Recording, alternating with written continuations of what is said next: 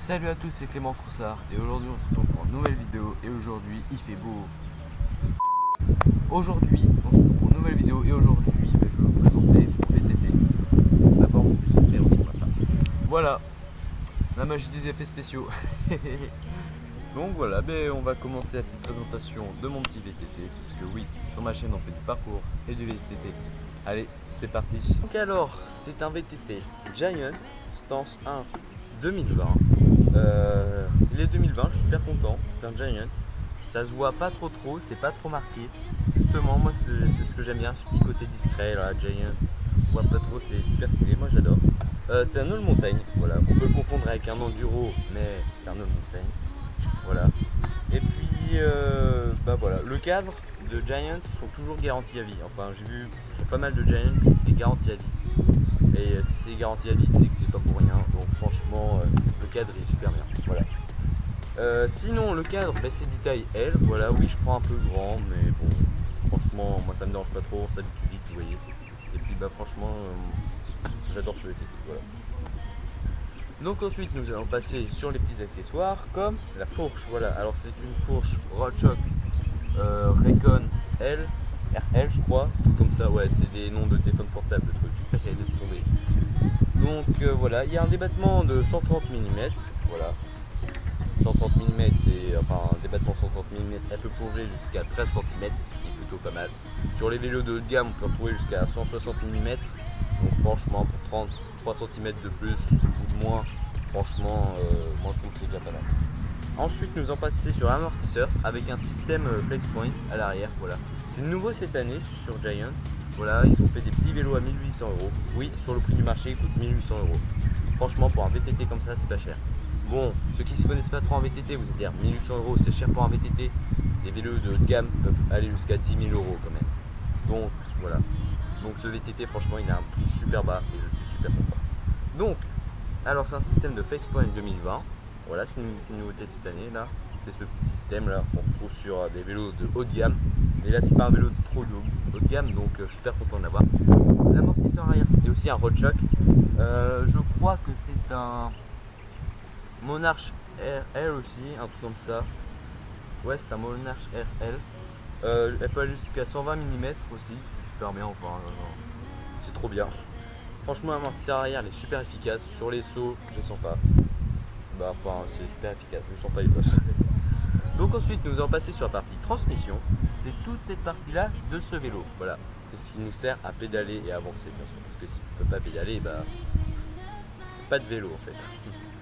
Donc voilà, alors c'est un SRAM SX Eagle.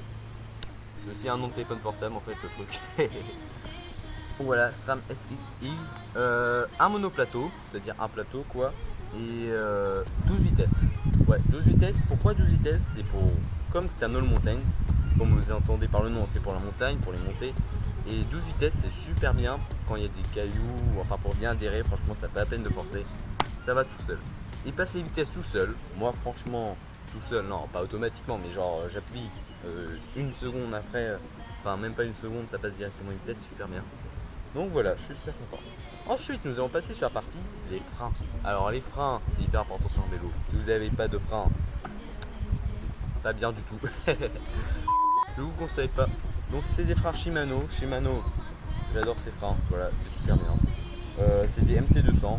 Franchement mes plaquettes elles sont pas trop bonnes, mais comme ces freins c'est des hydrauliques, ça freine super bien. J'ai juste à faire ça sur le doigt, c'est bon, ça freine de ouf. Donc franchement moi je les adore. Donc ensuite sur les roues c'est des Giant, des roues Giant, voilà. Bon je vais pas dire ce que, enfin je sais pas trop le nom mais c'est des Giant.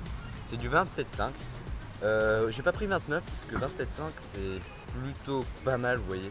Genre c'est plus maniable en fait, j'aurais pu choisir 29 mais c'est des 27,5 c'est plus maniable quoi, c'est moins gros. Alors ensuite les roues, les pneus c'est des Maxxis, voilà des Maxxis chambre à air, voilà, c'est pas en tubeless. Et puis c'est du 27,5 x 260, voilà, c'est pour les connaisseurs, hein. Moi personnellement je ne connais pas grand chose. Mais bon c'est des pneus de TT descente donc franchement ça fait le taf. Donc voilà, et puis il reste bien sûr le dernier truc qui est super important, c'est la selle. Et ouais, c'est une selle télescopique. Et franchement, les télescopiques sont super bien. Vous allez me dire à quoi ça sert? Parce que si vous êtes en descente, quand vous descendez, parce que ce vélo est aussi fait pour monter que pour la descente, quand vous allez monter, vous allez lever votre selle pour plus de puissance. Et quand vous allez descendre, si vous descendez et que ça secoue, vous avez une selle sur les fesses, je vous dis pas le résultat après. Donc franchement, et on descend la selle pour être plus maniable sur le vélo. Voilà, pour fléchir la jambe, pour absorber mieux les chocs et puis pour faire des petits manuels par-ci par-là. Voilà. Donc voilà, c'était ma petite présentation du VTT. Franchement, pour un VTT sur le marché qui coûte 1800 €, et ben franchement, je le trouve plutôt pas mal. Hein. Écoutez, moi je vous le conseille, voilà. C'est un super bon vélo, il fait bien le taf. Et puis je m'éclate avec, car ça fait peut-être 4 mois que je l'ai. Bah franchement, je me suis trop éclaté, franchement. Et puis voilà, bon, je vais raconter le verdict, voilà, sur ce vélo. Bah c'est à peu près ce que j'ai dit tout à l'heure, il est super bien. Malgré que ça c'est des petits détails que j'ai à régler, c'est juste les vitesses, ça c'est un petit peu mal en ce moment, faut que je les règle. Et puis l'amortisseur arrière, faut que je mette plus d'air. Parce que je prends du poids, pas en graisse, en muscle, hein. Je vous vois venir. Et donc voilà, faut que je mette de l'air. Et puis sur la fourche avant, faut que je mette un peu d'huile parce qu'il se bloque pas tout à fait. Mais bon, par-ci par-là, les petits détails, mais franchement, il fait le taf. Qu'est-ce que je peux dire? Et bah il est super bien. Donc mes petites anecdotes. Alors mes anecdotes, je l'ai eu au mois de février environ. Et donc je commençais le VTT, voilà, j'étais tout content, vous voyez, j'étais sur mon petit VTT tranquille et tout. Et j'ai décidé d'escalader un espèce de petit muret, voilà, à vélo, c'était fin. Et donc c'est-à-dire la roue, genre la taille un petit peu du muret, ouais j'étais petit. Donc bah franchement c'est une très mauvaise idée, franchement je vous déconseille de faire ça. Car après ma roue s'est décalée et mon dérailleur a supporté tout mon poids. Donc j'étais obligé de changer, toute la réparation et tout, ça a vraiment coûté cher. Donc franchement je vous déconseille de faire du street trial avec.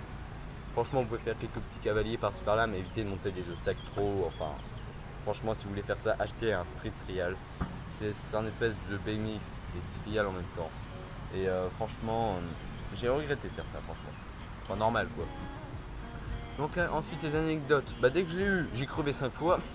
Alors laisse tomber, je suis allé juste au collège, aller-retour j'ai crevé 3 fois quand même. Mais bon j'ai des anti-crevaisons sur cette roue là, mais pas sur cette roue là. Ouais parce que attends, j'ai fait réparer, ils ont mis de l'anti-crevaison et ça crevait toujours. Donc ils ont changé la chambre à air mais ils n'ont pas mis d'anti-crevaison. Donc il n'y en a que sur celui-là mais pas sur celui-là. Bon c'est déjà ça. Et puis franchement voilà. Après là j'ai oublié de parler des pédales, voilà. C'est pas des OP mais c'est des Part 8. Voilà. Je sais pas si c'est des bonnes pédales mais franchement elles ont pris cher. Et franchement elles sont bien agréables. Moi franchement j'ai que ça. Donc voilà, c'est la fin de cette vidéo. J'espère qu'elle vous aura plu. Voilà, si vous l'avez aimé, bah, n'hésitez pas à aimer. Voilà, là c'est un petit j'aime. Et puis voilà, j'espère que des vidéos comme ça où je vous explique tranquillement, ça vous plaît. Voilà.